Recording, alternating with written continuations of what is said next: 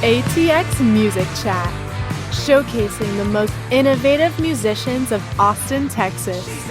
Brought to you by Andy Jeffs. Stay tuned to stay in tune. Welcome to ATX Music Chat, the show where we dive into the minds of the most innovative musicians of Austin, Texas, and find out what makes them stand out. Before I introduce my guest for today's podcast, I just want to address the new name, the new branding. Oh my God, so exciting. Change the name and change the logo as well.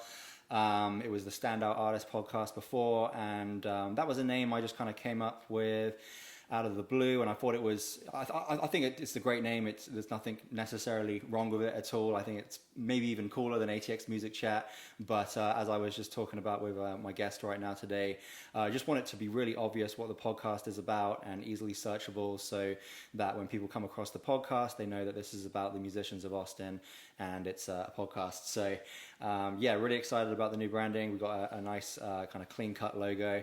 And that's pretty much all there is to say about that.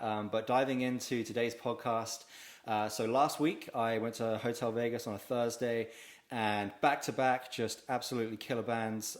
First band was Transit Method, and that's who we have on today. I got Matt LoCoco. Yeah, that's how you say the name there. Yeah, nice, yeah. Awesome, crushed it. And you are the you're the guitarist and lead singer for Transit Method, yeah? That's right. That's right, awesome. Absolutely killed it. They're kind of like a hard, heavy rock band here in Austin, Texas. And the night that I saw them at Hotel Vegas, it was them, and then Megafauna and Opposite Day, and just every single band was just like, crazy. So it was a really fun time. I got to meet, I think, pretty much every member in the band, and they're awesome dudes. They're great guys, and I'm looking forward to diving in and talking about their music today. So how are you, Matt? Good. Yeah, thanks for that awesome intro. Yeah, absolutely, man. It's well deserved. You guys absolutely crushed it that night. And I guess the first thing I wanted to get into today was kind of your guys' sound, right? Like I remember someone telling me, what you guys sounded like before you came on, and they mentioned that you were a little bit more metal-y. And then I looked on your Instagram and it says that you're heavy rock. And I would say, after listening to you, that you're not really as far on the metal scale. I think you are probably more on the heavy kind of rock scale there, which is a very fine line, right? I was wondering what you kind of think about that, and if that's very intentional with your band. Like, do you consider yourself just more of a heavy rock band, and how do you go about like curating the sound, and what is even the difference of those two things? It's like such a fine line, I find. Such a good question. Yeah. I think you nailed it. It's tough to say that we're a metal band. Yeah, doesn't really feel like that. Yeah. I feel like if we go that path and say, they're a metal band, it's tough to really break out of that mold. People are always going to expect you to play heavy music. In some fashion, and we all love heavy music and love heavy metal. I grew up listening to heavy metal music. But a lot of us really like funk music and jazz music and progressive music and, world music even. And we don't necessarily incorporate all of that into Transit Method, but we want to at least have the option to do whatever we want with the music and maybe not be pigeonholed into being like, oh, they're a metal band and they should be this way. Even calling it like heavy rock doesn't really do it much justice, does it? Because it's like, you guys have so much like different flavors and dynamics and stuff in your playing. It's just like, putting music in a box is always going to, rob it of the real beauty that it has, right? So absolutely, it's awesome. Yeah, it's like, do you go down the niche path and say we're a very specific subgenre, and stick to that, or do you kind of be a little bit more vague and cast like a larger net and encapsulate lots of different genres? And I think we're trying to figure that out, and see like, okay, we have to tell people we're something. So heavy rock, I feel like, is like telling people, okay, they're heavy enough that I can probably like really jam out hard to it potentially. But rock in a sense that like it could be metal, or it could be a little bit more psychedelic. Or it can lend itself to a few different sounds. Yeah, but it sounds like you guys are getting influenced by lots of different music. Do you kind of just share a lot of music between the band? You guys are always like sharing different things. Like where are most of your influences coming from with that? Oh, daily. Yeah, daily. Yeah. I feel like we're always telling each other about new albums that came out, or new bands, or we're going to shows and checking out the opening bands. Yeah. I think that it's important for us to be music fans in addition to musicians, because I mean that's why we play, right? It's like we grew up like loving music, and so we're constantly going to shows together and sharing things with each other. And oh my God, did you hear this new album by this band? Whether it's local or international or whatever. So always trying to find new things that make us really excited, or even share older albums with each other, like, oh, remember when this came out? I was like in kindergarten, and you have that like nostalgic moment too. Definitely. Are there any bands in Austin particularly that you say the band is like inspired by at all, or like other local bands that inspire us? Yeah, other local bands that have maybe motivated you to do specific things like that. Oh, absolutely. I mean, you nailed two of them a second ago. To like re-plug Megafauna and Opposite Day.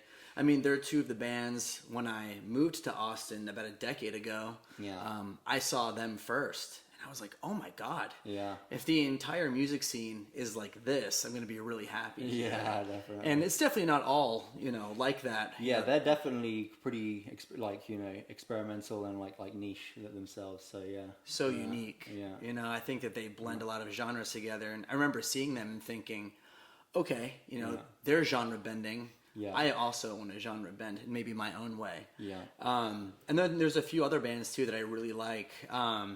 I really like Rickshaw Billy's Burger Patrol. Amazing. I think they're super groovy and fantastic, and they have just the right element of like humor, but also being very serious about their music. Yeah. Who else do I love? Nolan Potter's Nightmare Band, I think, is really good. Yeah, he was actually the last guy on the podcast here as well. I noticed that, and I was like, I love those guys. I think their music is so adventurous and cool. Yeah. There's a ton of bands. I mean, Glassing is really cool. They're a little bit more extreme, and so I get kind of that dose of my musical appetite out of that. Yeah. And so I try to see as many of those bands live as I can, and just try to take what they're doing and appreciate it, and also try and keep that in mind when I'm writing music too. Yeah. Yeah, there's definitely a lot of inspiration to be had here in Austin. So, I mean, that's interesting how the first two bands that you saw when you were in Austin were Megafauna and Opposite Day, and then you kind of had like a little bit of a reunion thing there. I'm guessing you probably played a bunch of shows with them already, right? Like, we've definitely... we've definitely played a lot of shows with them in the past. Yeah. It's been a minute, the pandemic, I think, kind of put things on hold for a lot of different people. Yeah. Some people maybe don't live locally anymore, so you have to kind of coordinate in advance. But I remember thinking, it's our drummer's birthday. The drummer's my brother. It'd be fun to get everyone together that's like friends and have a hang that's also a show. It was definitely that. It was super fun to just see people come together who are musicians and fans and friends and family of all those bands, and just have a blast. And it was such a fun night. It was a really fun night, man. I remember kind of not feeling very social that night, but I was just like, I'll just go out because I knew Megafauna and I have heard of you guys. I was already following you. I don't know how, but I just was like, I'm already following these guys. So, I'll check them out. And, the music, got me over the hump, and I was like, okay, I'm really excited now. And then I ended up meeting everyone. I was like, this is just a great hang, so very appreciative of the show that you guys brought there. It was dope. Yeah. Cool. So, it sounds like you guys came together to the city as a band. Is that kind of how it happened? Like, has there been, tell us about the progression of the formation, I guess. Yeah. I'll try to give you the short version. No worries. I mean, we being me and Mike, my brother, the drummer, we moved here together about 10 years ago from New Jersey. And the intention was always to take the band with us. That wasn't the case, So what ended up happening was just he and I came, and then we tried to piece the band together with a variety of different musicians. And I think something we did early on that I almost wish we did differently was just take a step back and really understand what we're trying to do, we were just so amped on trying to play. So we were really going to just play with anybody. I feel that. And so we just started playing gigs and recording and didn't really take a second to understand what we were trying to do. Yeah. So I feel like the band really started at the moment where I took over the lead vocals. Before that, there was a few different singers in the band, all great singers and great guys. Yeah. You know, things just happen with lineups and things don't necessarily always work out. And so I was like, well, I feel like I can sing well enough to try and get by, especially because I knew what I wanted in a vocalist. And so I was just going to try and do that as best I could. Yeah. And that didn't really take shape, I think, for like a few years. You know, it's like all about confidence and playing guitar and singing at the same time. And so in time, you know, we started doing that. We were a trio. Yeah. And then we added a second guitar player just before COVID, which was really unfortunate. And Brian stuck with us throughout that, which is great. I think he was like, oh, this isn't our fault. And I like the music and I want to push it forward. And so that made us a quartet. And then recently we had a change in bass player and we brought on Charlie about a year-ish ago, January 2022. Okay. Yeah. I was trying to think of my years. Yeah. And so that's where we are now. So there was a progression from like moving here together, being a trio, adding another guitar player. We released some records. We did like an EP first, then we did our first album, and then we did the second album that we released during COVID. Yeah. But we hadn't recorded anything as a quartet yet. This was still just a trio. Yeah. And so where we are today is like, okay, cool. You know, we're a quartet. We're playing gigs. We recorded a new record, and here we are. Yeah, absolutely. That's great. I definitely know what that's like. You know, you really want to just get out and play. Like, that's like the thing that you're most excited about is like, you know, bringing it out there and just having an awesome time playing shows and all of that.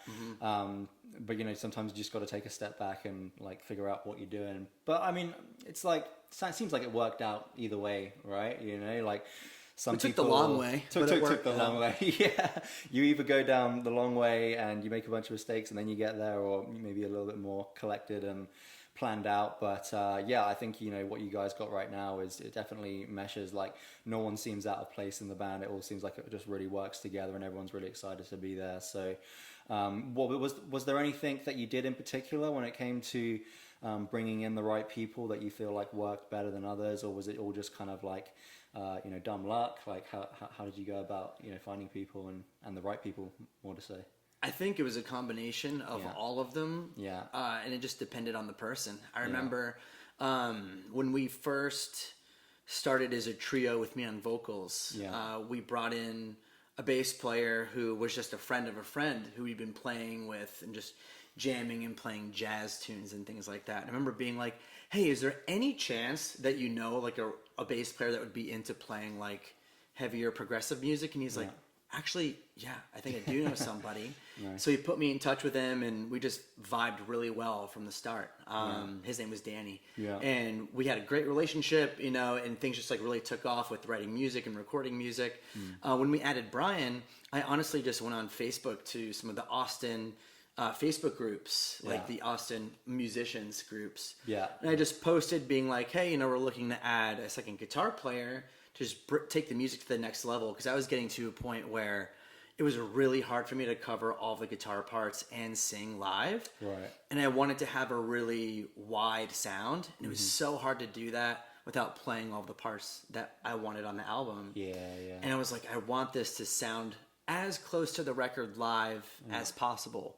And so I remember like just posting in those groups and talking to a few guys, but I ended up getting a drink with Brian, and he like walked in with like a leather jacket and was probably wearing like a Skid Row t-shirt or something. And I was like, we're going to be friends. Nice. Like, even if we don't play music together, like we're probably going to be friends. Yeah.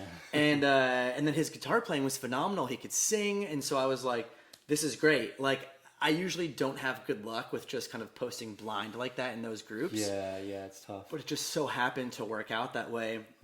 And then when Danny decided to leave the band, Brian was like, you know, I'm just going to put it out there to one of my friends that were looking for a bass player and see what he says.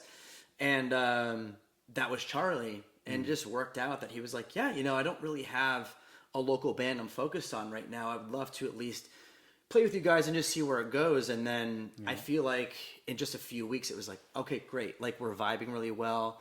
We've developed a friendship, and we vibe really well musically. We both grew up playing classical music. Like he plays violin and I play viola. And so what's the difference? The viola's just got one lower string. Okay, got you. And the violin has one higher string, but there's 3 in common. Okay, gotcha. Nice. So yeah, it's been a combination of friends putting friends in touch with each other. Yeah.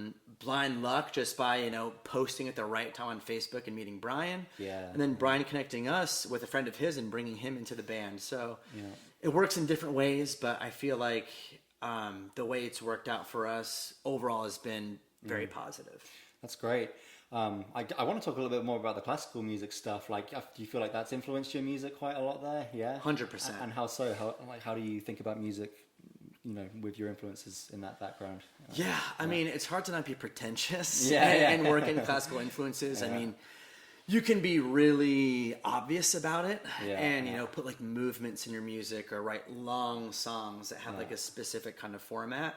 And believe me, I love that. I absolutely love that instead of the other guys. Yeah, definitely. But trying to work that in the music itself can be a little bit challenging because you're like, okay, I want to retain rock and roll, but I also want to be a little bit more thoughtful about the way I put riffs together or the way we like harmonize with each other. Maybe we work in some counterpoint or something like that. Yeah.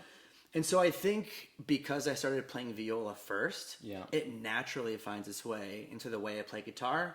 Like maybe just the way that I approach leads or riffs comes from a classical background in a sense. Yeah.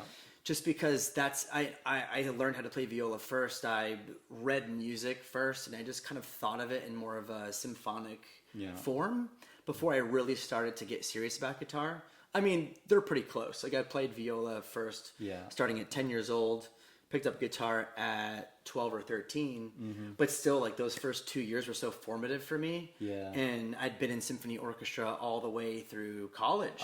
Orchestra stuff. Yeah. They're amazing, those things. I just to side note a little, I was in San Diego a while ago and I ended up seeing an orchestra for free. They were doing a rehearsal.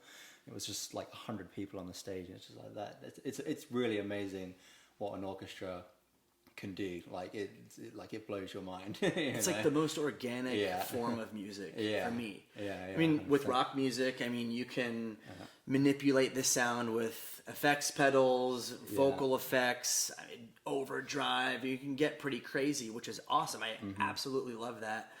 But when you have a symphony orchestra, a lot of it, actually, I mean, all of it is completely organic, what is the brass doing? What are the woodwinds doing? Like how loud are the strings playing? Like, dynamics come into such play to create this monumental piece of music that you can really feel live. Like you can feel the ground shake when 8 double bass players just like hit their lowest string. It's like, oh my God, that is so cool. Definitely, man. Yeah, no, that's amazing. And one thing that I'd just be really interested to learn about is like, I mean, I guess, because the viola and the guitar and the string instruments, right? So they do have some commonality, but just the way that you're playing them is different, right? I mean, you're playing the viola with a bow and then the guitar is with a pick. So it's like, I could just imagine the way that you approach a viola can just give you a completely different approach to how you approach the guitar, just like with how you think about melodies. I'm not sure how that works in your brain, but I can just imagine there's a cool little thought process there of going from one to the other that really complements each other there. It's kind of cool. Totally. Yeah, like if I'm playing a lead, I'll be like, what would this sound like on viola? Yeah. Rather than maybe what it would sound like on guitar. Try to think of it the other way. Or even like, how can I make this sound like it's on viola on guitar? Right. Like, how can I make it sound like I'm doing a bow rather than a pick? I'm not, you might not be able to get like super close, but it just, like more like longer, like I guess strums, I guess of some sort. I don't know. Like I'm not a guitarist. I'm a drummer, right? So I'm a moron, right? No. Like, I can't play drums. Counts 4, you're pretty much there. Yeah. But I just think that's cool. And I know there's some amazing, really world-renowned musicians that do that with other instruments. Like Dave Grohl does that on the guitar. He approaches guitar like a drum, right? He's like the higher notes, they're like my cymbals, and then the lower notes, that's like my bass and my snare. And he was talking about it once. I was like, oh, yeah, that really makes sense. So that's kind of why he has his certain style for the Foo Fighters. And then on the other side of that, which is something I only realized just recently, Matt Cameron from Soundgarden, if you're a fan at all. Love. Yeah, me too, one of my favorite drummers. But he's actually a lead guitarist. And the way that he approaches drums, if you listen to how he plays drums, he actually, like, it's perfectly in sync with the lead guitar, the way he plays it. You like listen to some Soundgarden tracks, you might be able to spot it out, but I know exactly what you're referring to. You know what I mean? I love that about his playing. So like there's like a drum rhythmic, melody. Drum melody, almost, yeah. It's amazing. Rather than just keeping the backbeat. Yeah. He has his own riff in the music. And that to me makes the song really catchy. Oh yeah. You know? It just makes it so like rhythmic and melodic and just sings. That's the thing. Oh yeah. I think that's just like the cool thing. Like, yeah, you can get inspiration from other music, but then you can also get inspiration from just instruments. Like, so many different things that you can get like innovation from is just going into different worlds and seeing how you can apply that to whatever you're doing, right? So yeah, it sounds like you guys have a cool approach to that yourselves. That's great. Yeah. I think growing up with my brother playing drums at the same time I was learning viola also really helps. Because we have, that brother synergy. Yeah. And so I feel like in my playing, like a lot of classical influences and tendencies naturally come to me just because that's just where my brain naturally goes, right? Yeah. But playing with Mike, even though I wasn't playing drums and practicing with him, my guitar playing can also be very rhythmic too, because we would try to lock in with each other and write songs together and write the riff around the drums and the guitar together, rather than maybe me just doing it on guitar and being like, fit a backbeat to that. Yeah. It's like trying to craft the riff together, and then it ends up being pretty rhythmic, or like maybe the way in which I approach the attack on the strings is a little bit more percussive as a result of playing with Mike so much at such a young age. Yeah, that's great. You guys definitely have that like long history and that bond together that is going to add to the way that you guys play together as well. I feel so lucky to have that. Not everyone does have that. Yeah. And so I'm just so thankful that I could have somebody that I could legitimately be brutally honest with. And be like, hey, that maybe sucks. Yeah. And he's like, well, that's pretty shitty to say. But then, 10 minutes later... And then you fight to the death. Then it's all good, and it's like, it's fine, I still love you. That's great, though. I mean, there's a couple of bands like that. I mean, like Pantera, for instance. I'm sure you guys are influenced by them a little bit. But, for sure. I mean, that's a brother band right there that grew up, side by side. So there's definitely something... Van Halen. Like that. Van Halen. Yeah, many of them, right? There's so many. Amazing. So I think one thing that you guys do really well with your music, and I was noticing it, is there's definitely some kind of like complexity to your music, right? Like there's some odd time signatures in there, different kind of like things that you definitely need to be a little bit more of a skilled musician to accomplish, well on stage kind of thing. But I think what's really great about the way that you guys do it is it's not really noticeable or off-putting to someone who doesn't know anything about music or isn't a musician, right? Like you make complicated music sound very approachable and listenable. Is there anything that you guys do particularly to make that happen, or are you just really naturally amazing? What's the deal? I hope it's the latter. Yeah. No. I think some of the time it just happens naturally. Like I'll write a riff that I think is groovy. Yeah. And I'll show it to the guys, and they're like, "What is that?" Yeah. Is it 13 or something? And I'm like, I don't know. I just kind of heard it as that happens. 6 and 7.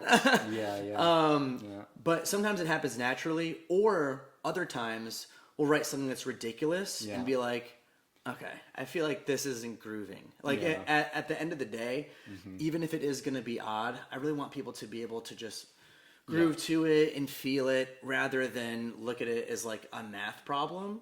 So I mean, some guys want that, and I'm super into stuff that's crazy that I like cannot keep track of that's going to blow my mind, right? Yeah. But ultimately, I think having a groovy song is the most important thing, at least for me. Yeah. That's what hooks me with a song, is a lot of the time the groove. And so if we're writing something really complicated, it's like, okay, let's maybe try and deconstruct this to make it digestible.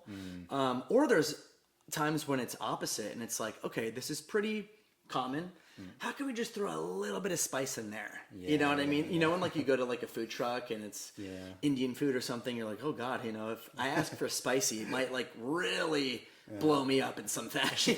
You know? I'm going to be on the toilet for a couple of hours. Yeah, am I going to be like mild, medium, hot, or like really hot? And so I'm like, okay, how hot do I go with some of this stuff? And so just trying to work enough spice in there, rehearse it, and be like, okay, that clicks. And you can kind of feel it when it locks into place. Yeah. And then we kind of just go with that. But if it's not doing that, then it's like, okay, maybe we need to walk this backwards a little bit. Yeah, you know, I'm reading the Rick Rubin book right now. I don't know if you've heard about that one that's come out recently at the beginning of the year. And a quote that I read in there the other day was that perfection is when there's nothing left to be taken out, you know?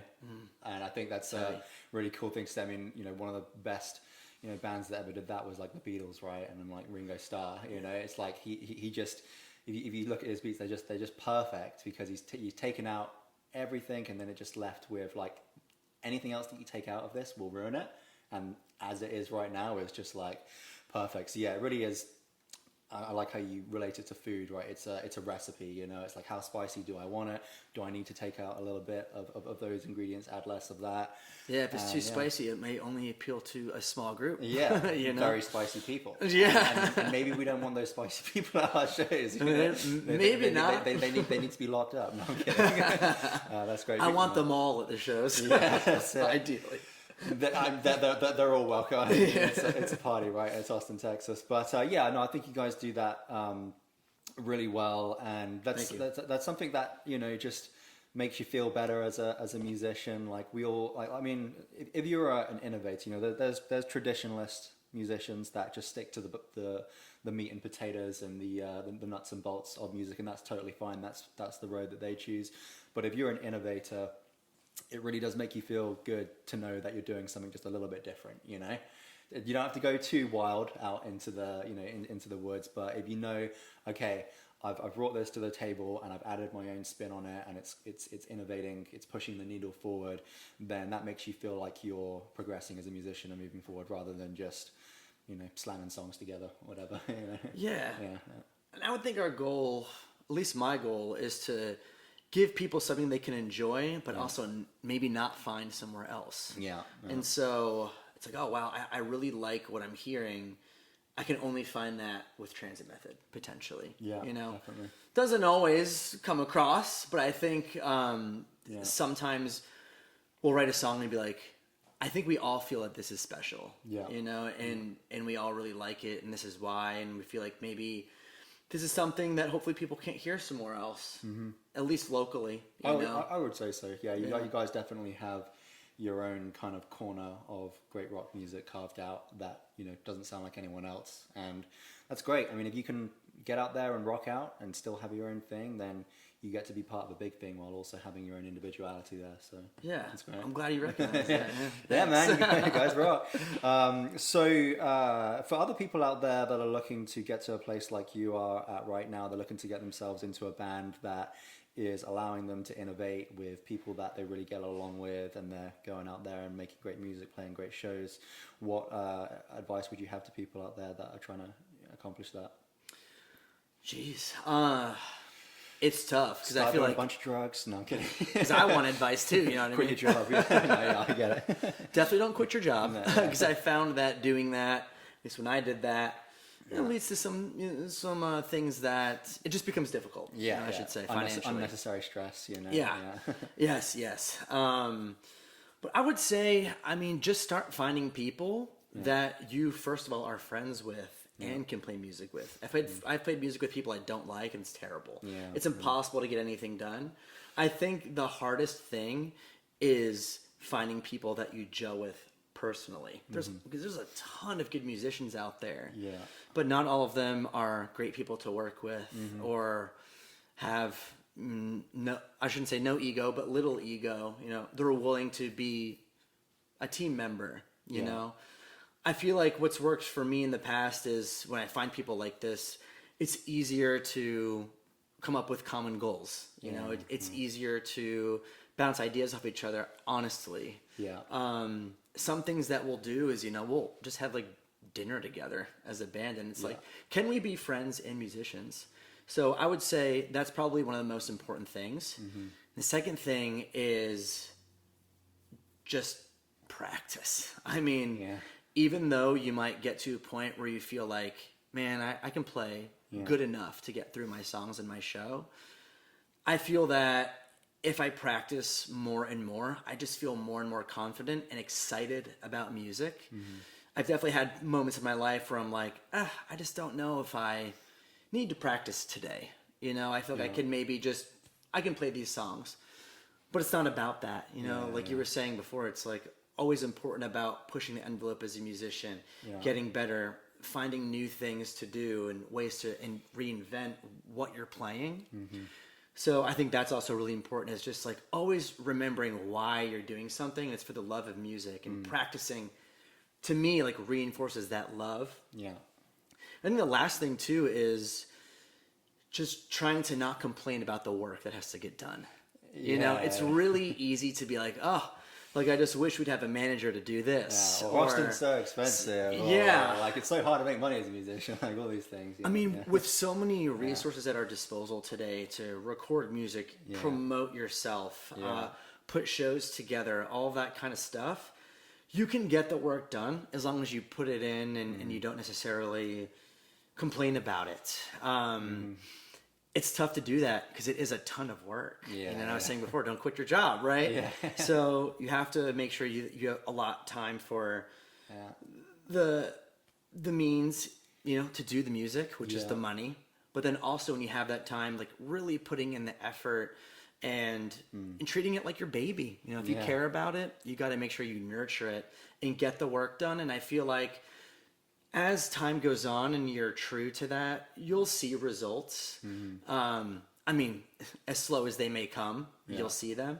I mean, it's happened very slow for us, but I feel like in the last 2 to 3 years, I've felt a little bit of appreciation for the band, appreciation for what we're doing, and some momentum. And so I just continue to just keep doing those things and working towards those goals. And so I feel like if anyone's going to try and start a band, keeping that in mind is so important.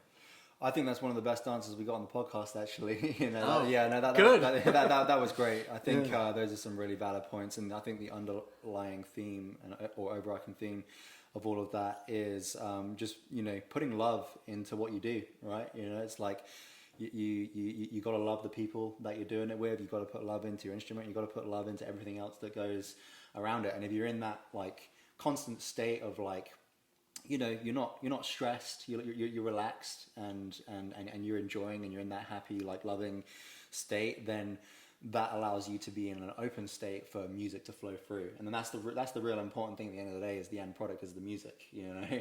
And you know, not to get too woo woo here, but I do get very woo woo when it comes to the actual art of writing music. I feel like we're more mediums than we are the actual like people like creating the music, and like the more open and, you know, like welcome you can be to anything happening, the more that's going to flow, basically. So, you know, doing everything that you said, like being around people that, you know, like make you feel good, and you know, you can be open and honest with, and not like resistant, and you know, have that friction with, you know, being in a place where you can play your instrument like without any trouble and hit every note that you want to hit, and if it's in your mind you can play it in the physical, and then, you know, everything else that's in between, just, you know, showing up and enjoying it and giving it your all. I mean, all of those things just allows you to create better music because you're not in a state of stress and tension, you know, where you're basically blocking the flow.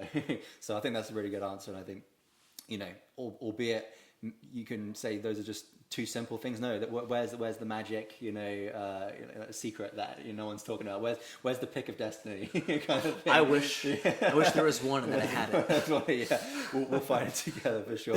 But I think people like really took those things seriously, that they would be in a great place. I especially like the first one as well, actually. The whole friends thing. I've definitely, I'd say, more so tried to find people to jam with more than to find friends of over the years. And I think what I've been doing well recently is just doing stuff that I enjoy to start hanging out with people that I enjoy hanging out with.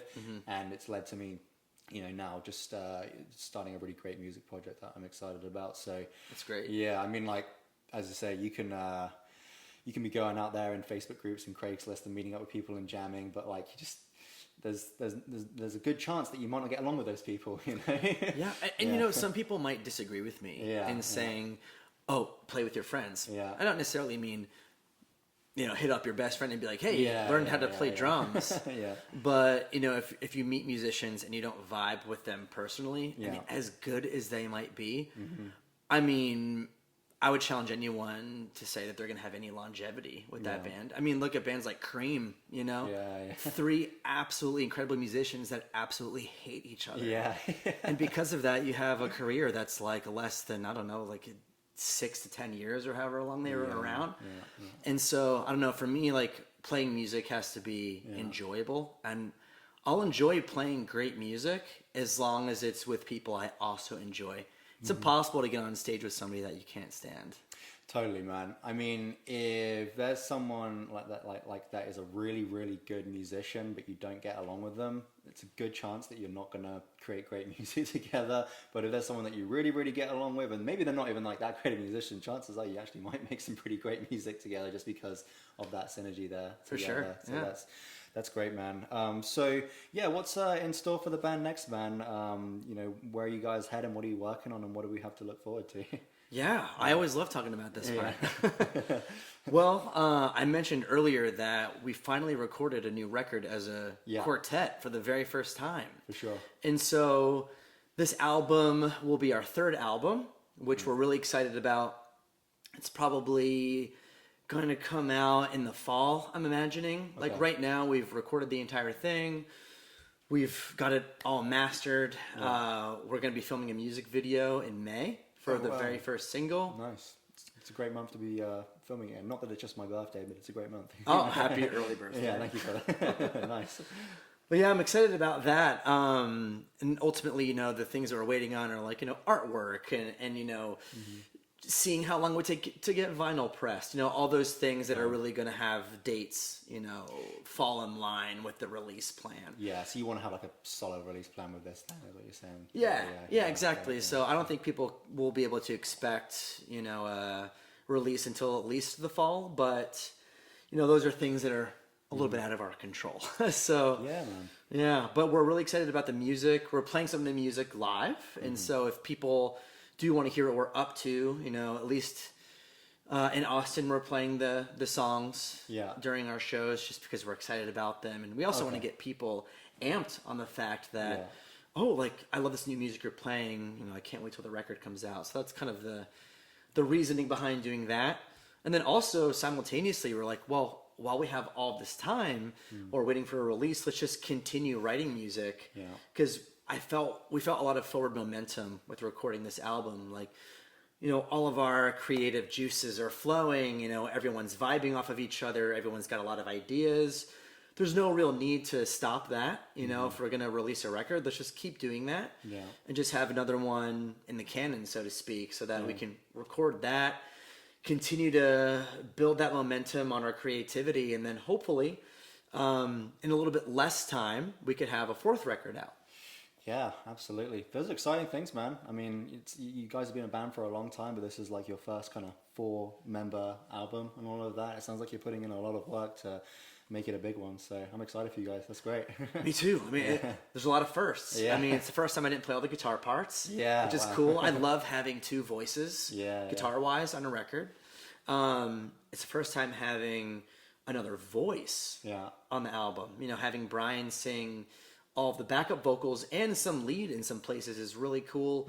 Having Charlie chime in there, even doing some gang vocals in places with Mike and a friend of ours. Gang vocals? Yeah, you know, just like I got to okay, gotcha. yeah, I hate that word, but that's what they're called, right? So we have all that going on, which is really cool. It adds a little bit more different timbre to the music, if you will. That's right. Having everything harmonized by me or all the guitar parts played by me, I feel like it could just start to sound a little one-dimensional. Yeah, I mean, and also, you know, you're focusing on less things now, so you get to put more direct focus into doing one thing right rather than like, you know, 5 things at the same time. So you must feel a lot, you know, you must feel a lot more relaxed going into the studio for that. Especially live. Yeah. You know, I know, oh man, you know, like if for any reason I feel like I'm going to be nervous about this part in a song coming up where it's maybe a difficult riff to play and sing, I have Brian over here playing that riff instead. Okay, yeah. And I'm playing maybe something a little bit simpler. So being able to kind of arrange the music differently is such a benefit with having the 4 people. Hell yeah, man. Well, I'm very excited to see that. I know what it's like to go see a band live and they've got all these like songs and then you can't find them on like Spotify or anything. I was like, man, I want to listen to this in the car so I can rock out. So I know that's like the situation now with maybe like 30% of our set. But that's good though, you know, because it's like you as you say, you got people things for people to look forward to. It's like, oh man, I can't wait till I can listen to this in the car when it's like mixed and mastered and all of that. So or man. It's like, hey, come to another show if you want to hear those songs again. Yeah, exactly. You'll have the record in a few months. That's right. Give us more money. Let's go. I love that, man. Well, dude, thank you so much for coming on the podcast, man. This has been a great chat. Really looking forward to sharing it with the audience. And looking forward to seeing more of your success as a band as you go on. Thanks, dude. Appreciate you. Thank you. I appreciate you having me on. This is super fun. Awesome, dude. Absolutely. Cool. All right. I'm really bad at endings, but bye, guys. See you later. Thanks. Awesome. ATX Music Chat, showcasing the most innovative musicians of Austin, Texas. Brought to you by Andy Jeffs. Stay tuned to stay in tune.